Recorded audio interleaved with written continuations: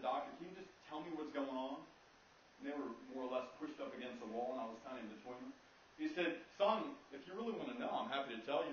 We got about 10, 12 kids with TB, 7, 8 kids with AIDS and HIV, 7 kids with malaria, and about 6 or so that are on the edge of death because they've never had a clean glass of water to drink in their entire life. But your friend Katie's coming soon, so we'll take care of your leg. Everything will be okay.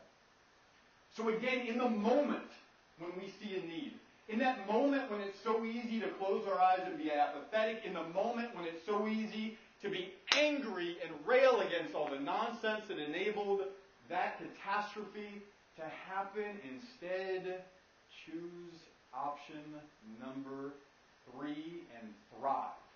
Thrive as social entrepreneurs. Thrive as businessmen and women. Thrive as leaders of organizations that say, I'm going to found an organization called One World Health Institute, a woman said. You should look this organization up. I'm sick of drug companies spending billions of dollars on yet another impotence drug. Can't we dedicate a little bit more money and a little bit more research into the killers of the developing world?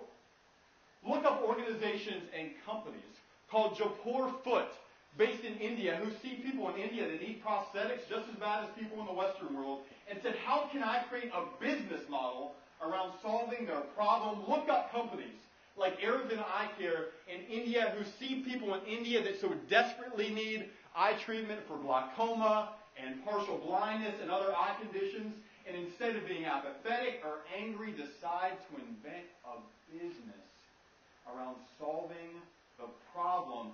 Look up companies like Vestergaard, a company based out of Western Europe that said, I am sick and tired of poor kids dying because they don't have a clean glass of water.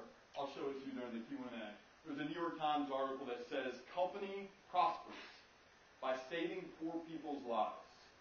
They invented something called the life straw. Think in your mind of a McDonald's straw times 10 that allows the poorest of the poor to lean over dirty sources of water, and as they sip up that dirty, nasty water, it comes out completely clean. Look up social enterprises like the Acumen Fund. Look up microfinance institutions like Kiva. Look up a health organization called PATH at path.org. Their tagline is a catalyst for global health. All these organizations and companies that I'm mentioning are on a blog.33needs.com, and anyone in here, anytime, can always email me, and I'll send them to you.